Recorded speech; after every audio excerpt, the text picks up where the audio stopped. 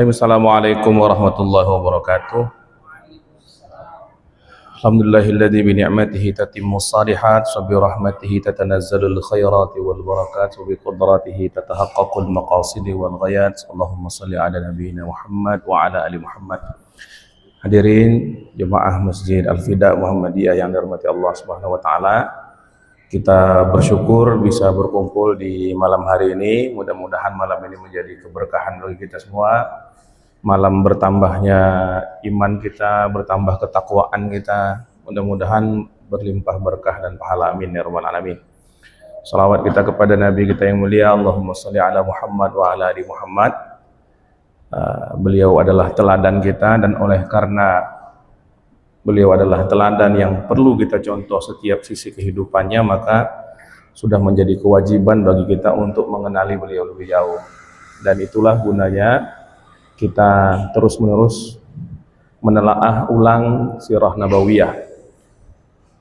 Bagaimana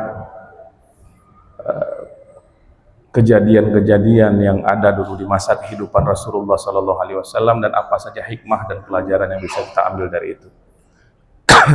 Karena kajian kita ini bulanan, maka mungkin pada setiap pertemuan ini kita review sedikit apa yang sudah kita bicarakan bulan lalu, karena lama kan. Kalau setiap hari kita tidak perlu kita ulang-ulang, tapi karena ini sekali sebulan maka kita review sedikit. Di bulan lalu kita sudah bicara soal peristiwa penyerbuan pasukan bergajah ke Makkah. Nah, kita mengetahui bahwa pada awal mulanya itu berawal dari kejadian dibantainya orang-orang di Yaman, lalu kemudian orang-orang ini minta pertolongan ke mana? Ke Heraklius, kemudian oleh Heraklius diamanahkan untuk meminta pertolongan ke tempat yang lebih dekat, yakni Habasyah atau Ethiopia. Oleh Raja Ethiopia dikirim pasukannya, jenderal yang bernama Aryab dengan wakil yang bernama Abrahah. Kemudian mereka berkuasa di Yaman, mendirikan sebuah, kemudian Aryab dibunuh oleh Abrahah menjadi gubernur kemudian mendirikan sebuah kanisah, sebuah katedral begitu, untuk menjadi pusat penyebaran agama, sekaligus diharapkan menjadi pusat wisata religi, sekaligus pusat ekonomi, karena dimanapun kalau orang datang berbondong-bondong ke satu daerah, pasti pemasukan daerah itu banyak. Oleh sebab itulah ini merupakan mega project bagi Abrahah, dan ternyata gagal. Tidak banyak orang yang datang ke situ, orang malah berziarah itu tetap saja ke satu tempat yang mulia, meskipun bangunannya tampak sederhana secara fisik, yakni ke Ka'bah di Makkah. Sebab itulah atas kedengkian itu Abrahah kemudian menyerang Ka'bah, dan kita tahu peristiwa seterusnya, yakni pasukan bergajah itu hancur diserang oleh sekelompok burung, tayran ababil, burung yang berduyun-duyun. Jadi ababil kita sudah bicarakan juga tempo hari, bukan satu nama jenis burung, tapi ababil itu adalah burung yang berduyun-duyun, yang datang dalam rombongan yang banyak. Singkat cerita, musnahlah pasukan itu, termasuk jenderalnya sendiri, yakni Abrahah, tapi dia berhasil pulang ke Yaman. Sesampainya di Yaman, dia wafat dalam keadaan yang mengenaskan. Di beberapa catatan sejarah dikatakan sampai dada, tempat jantungnya berada itu bolong. Karena kasfim makul, seperti daun muda yang dimakan oleh ulat. Ya, daun yang asfun itu atau asfah itu adalah daun yang masih muda, pucuk daun gitu. Jadi lunak sekali dan disukai oleh ulat. Nah, sebab itu kekuasaan pun menjadi hilang di Yaman, bukan hilang, goncang. Yaman kemudian tahta kerajaan setelah Abrahah wafat itu, nah kita sekarang bicara Yamannya, diteruskan oleh Yaksun namanya. Yaksun. Dia tentu tidak sekuat Abrahah, karena pergantian kepemimpinan di Yaman ini pun sekejap mata begitu. Artinya bukan pergantian yang normal, ini karena sang raja yang sangat powerful ini mati kan. Di tangan Yaksun tidak lama, kemudian raja terakhirnya itu namanya Masruq bin Abrahah, anaknya Abrahah. Ketika masa kepemimpinan Masruq ini, keadaan sudah gonjang-ganjing. Politik Yaman itu sudah tidak stabil, keamanan tidak stabil, keadaan negara goncang. Lalu orang-orang sudah mulai berani kepada pemimpin-pemimpin dari Habasyah ini. Kan mereka bukan orang asli Yaman. Mereka ini tadi adalah orang mana? Orang Habasyah, orang hitam, orang Ethiopia. Karena melihat kekuasaan ini mulai goyang, orang sudah mulai dorong-dorong tuh dari bawah. Salah satunya adalah yang protes itu namanya, yang mengambil inisiatif itu namanya Saif bin Zuyazan. Saif bin Zuyazan. Dia ini keturunan orang Himyar. Dia kemudian mencari pertolongan ke Romawi lagi. Nah, jadi dia cari lagi pertolongan ke Romawi. Dia mengadu. Dia menemui Heraklius, dia katakan Yaman ini bukannya makin bagus di tangan orang Habasyah ini, makin terlunta-lunta kami. Kami dikenakan pajak yang berat, kami kemudian hidup kami juga tidak aman, ekonomi kami merosot, secara keamanan kami tertindas dan tidak bisa berbuat apa-apa. Tolonglah kami wahai Heraklius. Heraklius sebagai Raja Agung, penguasa Romawi tentu tidak mau asal mengerahkan pasukan saja, sebagaimana dulu dia juga tidak mau mendatangi Yaman ketika kaum yang kita kenal dengan peristiwa Ashabul Ukhdud, ya, penduduk Yaman itu dizalimi oleh rajanya sendiri. Sekali ini dia tidak juga mau, dia bergeming, nggak bisa kami membantu ke situ katanya. Maka Saif bin Zuyazani pun putar. Kalau tidak bisa Romawi, tentu kerajaan satu lagi, sama dengan kita dulu waktu ada blok barat, blok timur tahun 80-90-an kan. Kalau orang tidak ke Amerika tentu ke Soviet zaman dulu ya kan. Kalau sekarang kalau tidak ikut negara-negara barat tentu sekarang BRICS kan, kayak Indonesia kan masuk BRICS sekarang. BRICS, Brazil, Rusia, India, China, South Africa. Sebuah kekuatan baru di dunia. Nah, zaman itu kekuatannya dua. Satu namanya Romawi, satu namanya Persia. Nah, jadi ini dua superpower. Tidak mau Romawi tolong, enggak lah, saya pergi ke Persia. Nah, jadi Saif bin Zuyazan, atau orang kenal juga namanya, terkenal sebagai Abu Murrah, dia pergi ke Persia. Di sana tidak ketemu langsung dengan Kisra. Jadi penguasa tertinggi Persia ini namanya Kisra, gelarnya sama seperti kalau di Mesir kan ada Farao atau Fir'aun, itu gelarnya kan. Kalau di kita presiden, kalau di Malaysia yang di Pertuan Agung. Nah, kalau di sana dulu namanya Kisra. Dia tidak ketemu langsung sama Kisra, tapi ketemu dengan salah satu orang kepercayaannya yang berkuasa di daerah Baghdad, namanya Nu'man. Nah, Nu'man siapa? Nu'man bin Munzir. Kata Saif bin Zuyazani, Nu'man, pertemukanlah, saya minta tolonglah begini, tolong sampaikan kepada Raja Persia, kepada Kisra yang mulia ini. Kata Nu'man, boleh, tinggal aja di Baghdad ini dulu, karena dia memang bermukim di daerah Mesopotamia sana, dekat Baghdad sana. Nanti saya ada pertemuan berkala dengan Kisra itu, nanti ketika saya menghadap dia, kau ikutlah sekalian. Ditunggu di sana, maka datang masanya Saif bin Zuyazan ini pergi menghadap kepada Kisra. Sampai di sana dia cerita lagi, sama seperti yang dia ceritakan kepada Raja Romawi, kepada Heraklius. Wahai Tuan Kisra, kami ini dari Yaman, negeri jauh di selatan. Kami ini tertindas bertahun-tahun sudah di bawah kepemimpinan dulu Aryad. Penggantinya namanya Abraha, lebih kejam lagi. Anaknya tak pandai memimpin, namanya siapa? Ya. Nah,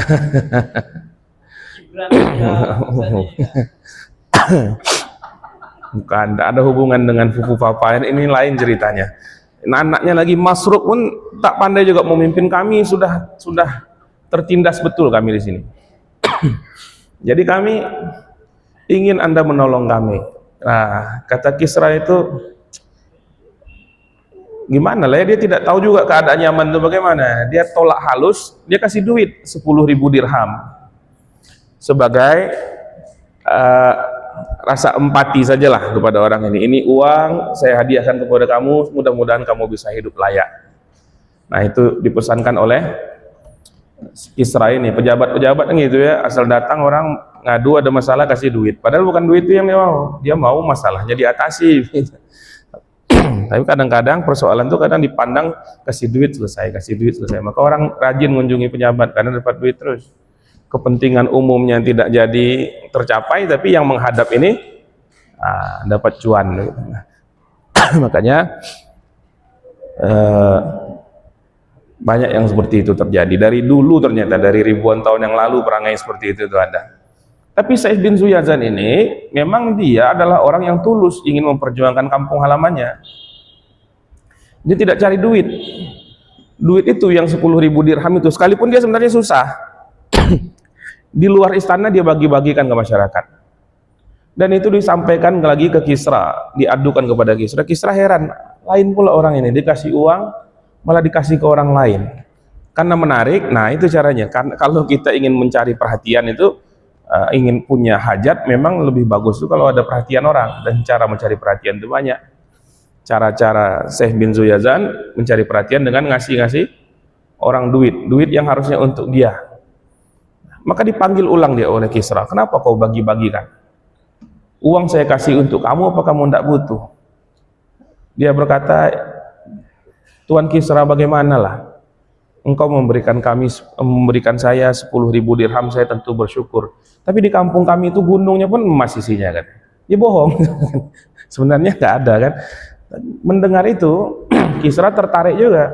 Maka raja-raja ini meskipun sudah berkuasa kan, namanya nafsu itu manusia itu dikatakan oleh Rasulullah SAW, nafsu manusia itu kalaulah dia punya 2 gunung emas, dia pasti akan minta yang ketiga, 2 lembah emas gitu ya.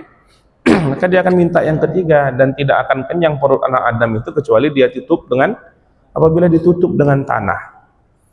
Karena kita ini punya nafsu yang senantiasa haus begitu. Makanya kita sering punya doa itu kan, Allahumma inni a'udzubika min nafsin la tashba'. Ya Allah, aku berlindung kepada engkau dari nafsu yang tidak pernah merasa puas.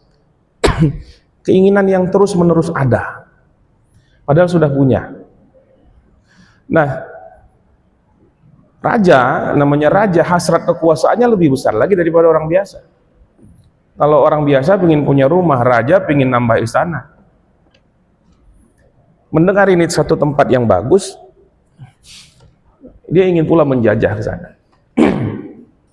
Maka dipanggillah para penasihat kerajaan. Nah, kalau sekarang itu apa namanya itu? Staf sus presiden. Nah, atau KSP, kantor staf kepresidenannya dia, kantor staf Kisra kalau dia ya kan. Panggil. Bagaimana pendapat tuan-tuan semua? Apakah kita akan kirim pasukan ke Yaman atau kita abaikan saja? Tidak usah kita gubris apa-apa yang dikatakan orang itu. Ada seorang yang memberi masukan. Dia kasih masukan, Tuan, tidak ada salahnya kita coba, tapi tidak usah pakai modal banyak. Caranya apa? Penjara kita kan penuh tuh. Situ orang-orang kuat semua, preman semua isinya itu. Kenapa tidak kita berdayakan saja preman-preman ini untuk kita jadikan tentara? Kalau berhasil syukur, kalau enggak meninggal ya enggak rugi juga kita. Nah gitu. Orang-orang jahat kalau mati pun ya udah gitulah nasibnya. Nah, Kisra pun setuju. Jadi sejak zaman dulu pendayagunaan orang-orang yang ada di dalam penjara ini, pendayagunaan narapidana, itu memang sudah dilakukan. Ini strategi yang sudah tua sekali. Kita lihat dalam perang-perang di Arab, perang-perang baik di tanah dekat-dekat Asia Tenggara kita sendiri. Kalau kita lihat sejarah-sejarah perang terdahulu, banyak sekali yang memberdayakan orang-orang yang ada dalam tahanan. Bahkan di film-film action juga kalau kita nonton kan banyak tuh, diambil yang paling kuat dari dalam tuh, dijanjikan dia nanti kalau kau berhasil bebas, padahal missionnya tidak masuk akal, mission impossible namanya ya kan. Nah, jadi kita daya gunakan sajalah tahanan-tahanan ini, ya iseng-iseng berhadiah. Kalau memang berhasil dapat raja, dapat Tuan Kisra tanah jajahan baru. Kalau tak berhasil ya sudahlah, itu pun bukan tentara yang kita latih, bukan tentara yang kita kasih makan, itu cuma tahanan semuanya. Oke, Kisra pun kemudian setuju.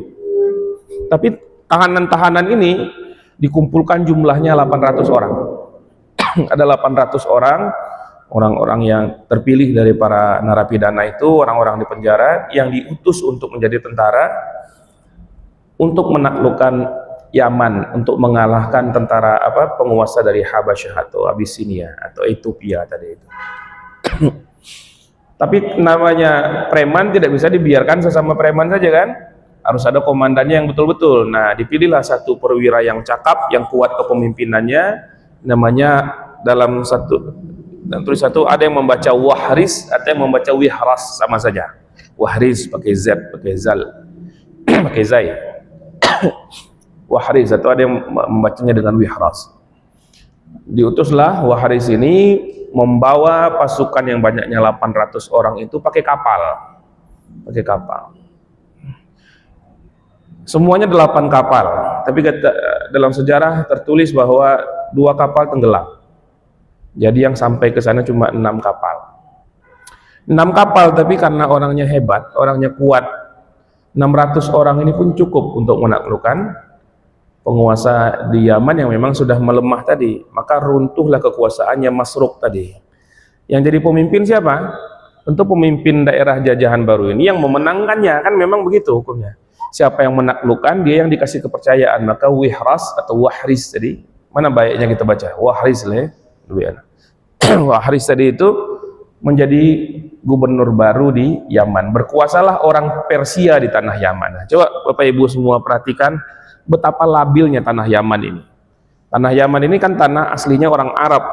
Dulu pas pertemuan pertama sudah kita jelaskan bahwa orang Arab yang tinggal di situ namanya orang Arab Aribah atau orang Arab asli, orang Arab totok. Nah, salah satu kabilahnya namanya Jurhum.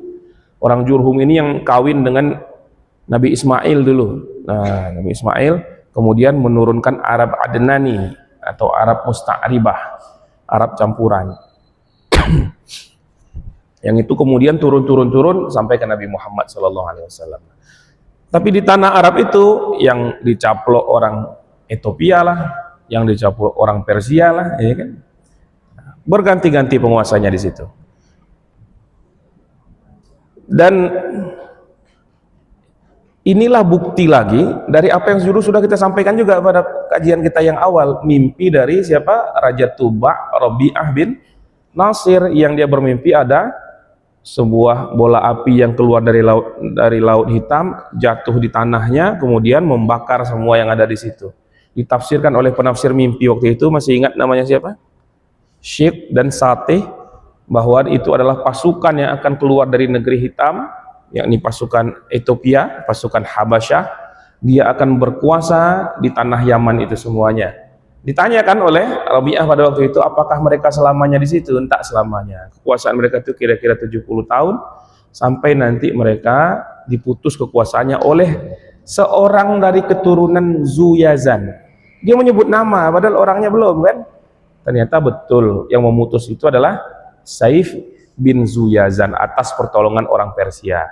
Nah, jadi itu terjadi. Jadi mimpi itu kadang-kadang benar.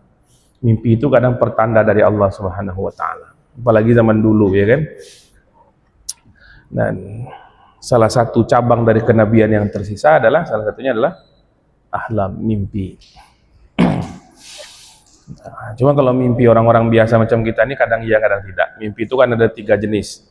Ada mimpinya orang-orang saleh, yang itu adalah pertanda dari Allah Subhanahu wa taala. Ada mimpi yang hanya perpanjangan angan-angan kita. Pagi-pagi itu kita lihat BMW, ya kan, tengok rekening cukup beli BMX cuma. Nah, kemudian tapi kita terbayang-bayang terus BMW nih, sampai tidur mimpi naik BMW. Nah, itu karena perpanjangan angan-angan kita sesuatu terfikir atau pekerjaan terbawa ke dalam mimpi karena saking seriusnya mengerjakan sesuatu atau lain-lain hal. Yang ketiga adalah mimpi dari syaitan yang mengganggu kita. Kalau mimpi dari syaitan, mimpi buruk, sunnahnya bagaimana, Pak? Sunnahnya satu, tidak diceritakan. Jadi mimpi buruk itu bukan untuk di-share, tulis pula di medsos kan, tadi malam saya mimpi buruk. Begini ceritanya, tak usah. Mimpi buruk itu lupakan saja. Tidak usah diceritakan, tidak usah dibahas. Dan kalau kita mimpi buruk, kita bangun berta'awuz, lalu kemudian sunnahnya apa? Meludah ke kiri 3 kali. Tengok dulu ada istri tidak di samping, diludah tuh, nah itu mimpi buruk selanjutnya bulan gitu. Meludah itu maksudnya bukan meludah yang wah tuh, bukan begitu. Meludah itu meniupkan saja. Nah, meludah. Ditiup saja, tidak perlu keluar ludahnya. Lalu kemudian kita berta'awuz dan mengganti posisi tidur. Bagus-bagus kalau mimpi sudah ya wudu, sholat 2 rakaat, itu lebih bagus lagi kan. Tapi ini soal lain. Kita kembali tadi ke mimpi siapa tadi? Rabi'ah bin Nasr itu ternyata tepat. Berapa lama orang-orang Persia ini berkuasa di Yaman? Lama juga. Tapi penguasanya cuma 4. Pertama Wihras itu atau Wahris tadi. Dia berkuasa. Kemudian dia digantikan oleh seorang yang namanya, anaknya itu siapa namanya? Namanya itu agak unik, Marzuban ini kemudian mati, digantikan lagi oleh orang Persia ini kan namanya kayak begitu ya. Digantikan lagi oleh orang yang namanya Tainujan. Nah, jadi Marzuban, Tainujan, lalu diganti lagi dengan seorang yang bernama, terakhir itu anak dari Tainujan itu namanya Bazzan. Nah, itulah generasi yang duduk di Yaman. Jadi dari Wihras atau Wahris tadi punya anak namanya Marzuban punya anak namanya Tainujan meninggal, digantikan oleh orang yang bernama Bazzan ini nanti yang hidup semasa dengan Rasulullah Shallallahu Alaihi Wasallam. Nanti kita akan cerita, nanti seandainya kajian ini berlanjut entah kapan kita akan ceritakan, ini agak panjang lagi. Bazzan ini pada saat Nabi sudah diutus nantinya, ini kan kita cerita sebelum Nabi ada nih ya, dia dapat surat dari Kisra, dari Raja Persia. Tentu Kisranya pun sudah berganti pula. Sudah datang kabar kepadaku bahwa di tanah Arab ada orang yang mengaku sebagai Nabi. Kamu datangi dia, hei Bazzan, karena kami jauh nih. Kau yang dekat dari Yaman itu, dekat saja ke sana. Kau datangi dia, suruh dia taubat. Jadi Nabi mau disuruh taubat. Suruh dia taubat, suruh dia jangan lagi mengaku Nabi. Kalau dia mau, lepaskan. Tapi kalau dia tidak mau, maka bunuh, hantarkan kepalanya kepada saya. Bazzan ini juga tidak tentu mengukur diri juga, dia tidak langsung bertindak ceroboh. Dia buat surat kepada Nabi. Dia katakan, saya ini Bazzan, perpanjangan kuasanya dari Kisra Persia di tanah Yaman. Saya mengatakan kepada engkau, mengajak engkau bahwa, mengabari kepada kamu bahwa ada pesan dari Kisra, penguasa tertinggi Persia, satu mega power zaman ini, satu kekuatan adik kuasa, bahwa sebaiknya engkau menghentikan apa yang sedang engkau kerjakan, atau engkau akan berkonsekuensi ini dan ini ya. Begitulah kira-kira disampaikan oleh dia. Dibalas suratnya oleh Nabi, surat Bazzan ini. Katakan oleh Nabi, sesungguhnya aku ini adalah Muhammad, utusan Allah Subhanahu wa taala. Nanti tepatnya isi surat itu bagaimana kita cek lagi. Dokumen-dokumennya kan masih ada. Ya, dokumen-dokumen seperti ini dulu diteliti oleh seorang Inggris namanya Martin Links. Dia profesor bahasa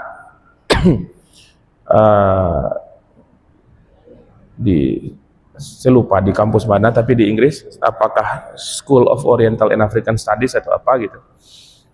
Martin Links ini kemudian dia pakar bahasa-bahasa Semitik, dia pakar bahasa Arab, dia pakar bahasa-bahasa rumpun yang secabang dengan itu. Cabang yang serumpun dengan itu maksudnya, terbalik. Nah, jadi Martin Links meneliti, lama-lama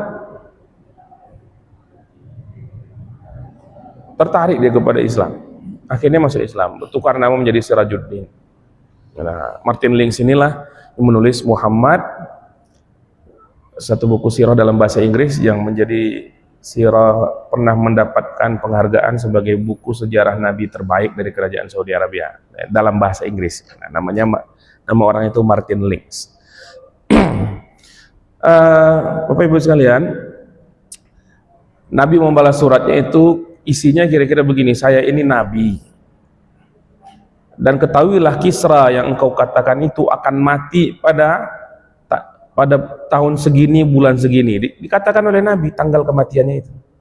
Nah, Bazan ini takut pula kan, iya nih kawan nih katanya, sampai ada ramalan kematiannya langsung. Maka ditunggu oleh Bazan ini. Kalau saya serang sebelum tanggal ini, seandainya betul Nabi, mati saya. Masa Nabi dilawan? Tidak bisa melawan orang yang diutus langsung oleh Tuhan, tak mungkin bisa menang. Bagaimana mau menang melawan utusan Tuhan? Orang-orang ini bukannya tidak mendengar peristiwa Ka'bah itu kan, sedangkan mengganggu sesuatu simbol yang diyakini oleh orang secara turun-temurun sebagai rumah Tuhan, itu saja dihancurkan. Karena dalam satu hadis qudsi, Nabi bersabda bahwa Allah punya firman, man 'adali waliyan faqad adantuhu biharb. Barang siapa memusuhi wali-waliku, wali itu siapa? Orang yang disayangi Allah Subhanahu wa taala. Faqad adantuhu biharb. Aku akan umumkan kepada orang itu perang. Masa perang lawan Tuhan? Ya pasti kalah lah. Perang lawan Amerika aja kalah gitu. Ini perang melawan Tuhan yang memiliki alam semesta ini. Maka apapun yang disiarkan dan dihormati oleh Allah Subhanahu wa taala harus kita hormati. Apakah itu tempat, maka tidak boleh menista tempat-tempat suci, tanah haram misalnya kan. Jangankan menista, memanggilnya dengan isim tasghir saja dalam bahasa Arab tidak boleh. Ka'bah kita sebut dengan Quaibah, tidak boleh, haram. Mengecilkannya tidak boleh. Tidak boleh kita menistakan syiar agama, bulan-bulan haram misalnya kan. Tidak boleh kita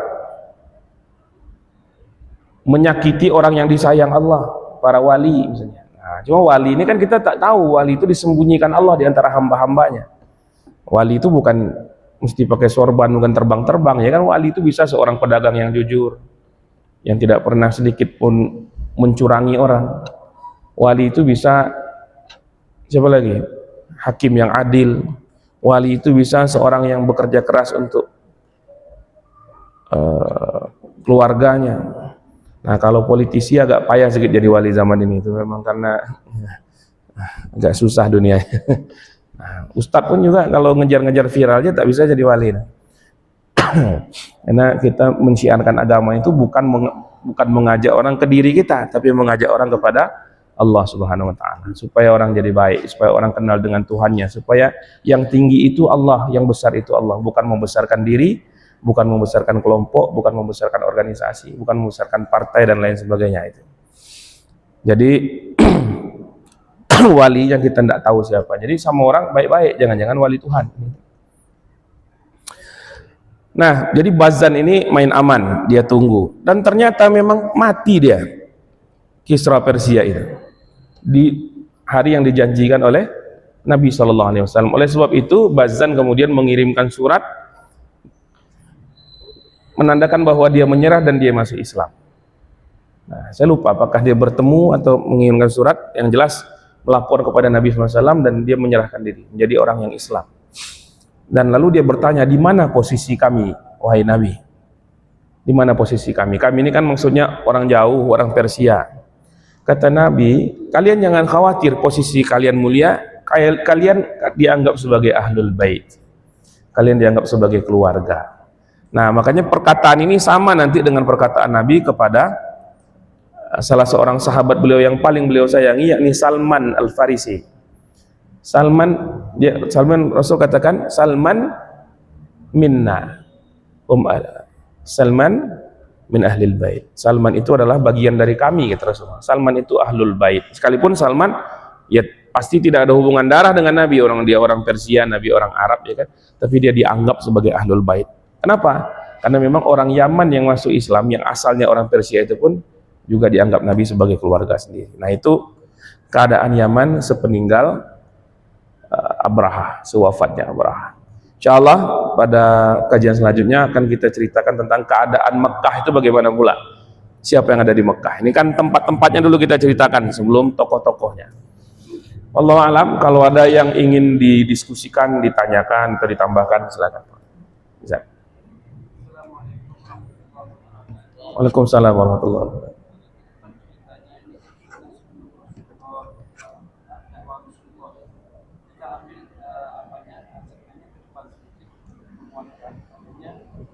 Allah Subhanahu wa taala menurunkan wahyunya Al-Qur'an dalam posisi sifat nabawiyah ini, kisah-kisah Nabi ini. Kalau kita menemukan ada istilahnya ayat-ayat makkiyah dan ayat-ayat madaniyah. Dan sekarang konteksnya ketika Rasulullah SAW mengucapkan perbuatannya itu ada sunnah atau hadis. Ya. Maka tatkala kita cermati ada hadis-hadis makkiyah dan ada hadis-hadis nabawiyah itu lebih menguatkan makna dalam pemahaman tentang hadis. Ya. Baik. Kalau ada ayat Quran periodenya Makkiyah dan Madaniyah, apakah ada pula hadis Makkiyah dan Madaniyah? Ya, secara konteksnya ya ada begitu, tapi tidak pernah disebut begitu juga. Karena apa? Tidak lazim disebut demikian. Kenapa? Karena kalau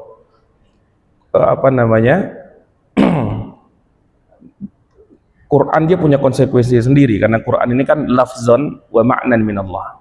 Quran ini kan semua lafaz dan maknanya langsung dari Allah Subhanahu wa taala. Jadi dia ada problem otensitas nanti di situ. Yang akan dipelihara dari Al-Qur'an ini adalah keotentikannya, keasliannya. Bagaimana dia turun dulu, bagaimana agar terjaga, agar begitu terus sampai pada akhirnya gitu kan. Kalau hadis mungkin kita akan lebih melihat pada yang disebut sebagai sababul wurud atau asbabul wurud kalau jamaknya kan, sebab-sebab turun, sebab-sebab terjadinya hadis.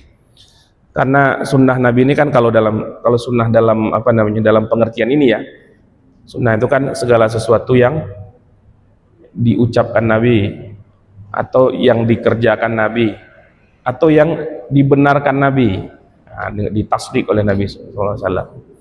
Nah maka kalau semuanya itu akan kita kelompokkan lagi akan jadi rumit. Tapi tentu saja periodisasi hadis itu juga penting diketahui agar tahu bagaimana konteks penerapan hadis itu kapan dan bagaimana dan dalam keadaan apa. Nah inilah nanti pentingnya kita mengkaji sirah ini, karena nanti ayat-ayat Quran maupun hadis-hadis itu dia akan menjadi titik-titik yang terbingkai dalam satu jalurnya, itu namanya sirah. Nah, sebuah timeline kan, timelinenya itu kan namanya sirah tuh, dari awal Nabi menerima wahyu, bahkan sebelum Nabi jadi Nabi kan, dari awal kehidupannya. Nah, kemudian ayat ini nanti letaknya di bagian mana, di dalam perjalanan hidup Nabi itu. Kemudian ayat ini lagi di mana, hadis ini di mana, kapan diucapkan, hadis ini kapan pula peristiwa ini terjadi misalnya, sehingga kita bisa dengan itu kita punya kebijaksanaan tersendiri dalam bahkan nanti dalam istinbatul ahkam, dalam mengistinbat hukum, karena kadang-kadang ada hukum-hukum itu yang sudah tidak berlaku lagi, ada yang berlakunya sementara, nah begitu kira-kira. Cuma dalam istilah Makkiyah dan Madaniyah itu memang lebih populer dalam ilmu Quran ya, dalam ulumul Quran. Allahu a'lam. Ada lagi dari ibu-ibu ada? Masih ada 3 menit sebelum Isya.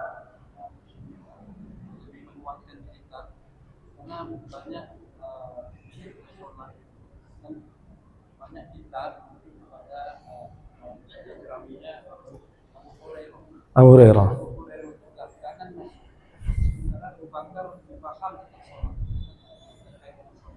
Ya. Kenapa kita lebih banyak meriwayatkan hadis-hadis dari Abu Hurairah? Karena memang beliau yang banyak meriwayatkan hadis.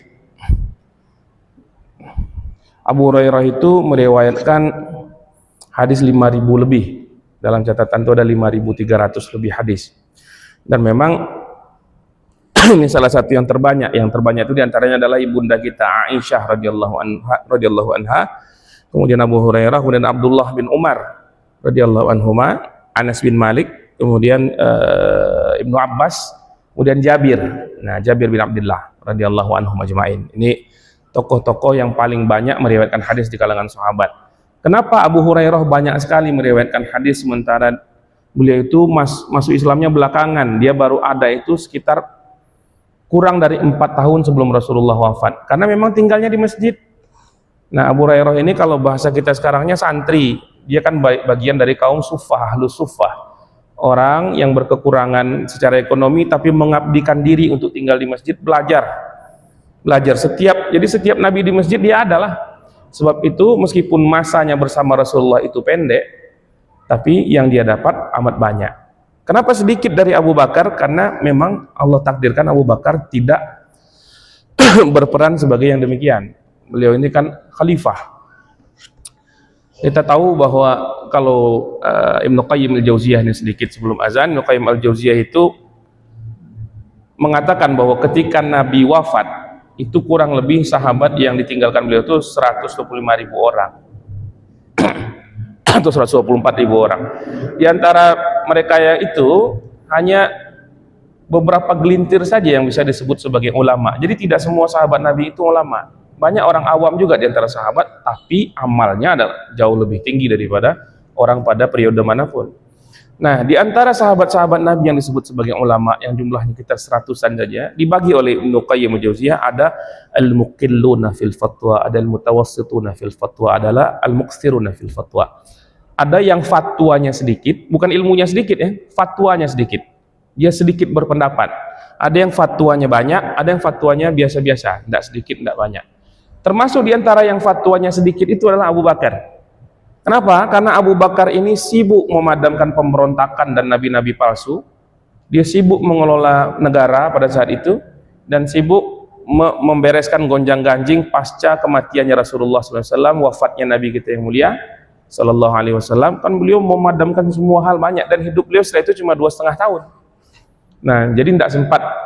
Kalau ditanya mana yang ilmunya paling banyak, ya bisa kita pastikan khalifah yang 4 itu adalah ilmunya yang paling banyak. Karena paling sering bersama Rasulullah, apalagi terutama Abu Bakar dan Umar radhiyallahu anhuma. Nah, tapi beliau berdua tidak sempat banyak berfatwa. Kalau Umar malah cukup banyak. Nah, jadi begitu. Kenapa Abu Hurairah? Karena beliau adalah, kalau bahasa kita sekarangnya, kader ulama. Nah, beliaulah yang menjadi santri Nabi pada saat itu.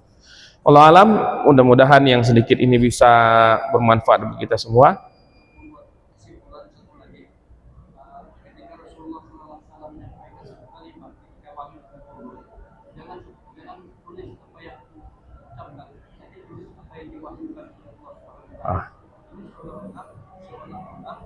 Abu Bakar tidak ingin menyampaikan kalimat-kalimat tentang apa yang diucapkan Nabi, artinya tidak tertulis itu. Iya. Artinya tidak terlalu penting di Al-Quran dan hadis. Baik. Nanti akan sampai kita ke situ insya Allah. Bahkan Quran pun dulunya juga tak ditulis kan. Nah, jadi nanti kita akan sampai ke arah situ, tapi masih agak panjang. Perjalanan kita masih agak jauh ke arah itu. Insya Allah nanti kita sentuh sedikit bagian itu pada pertemuan-pertemuan kita selanjutnya.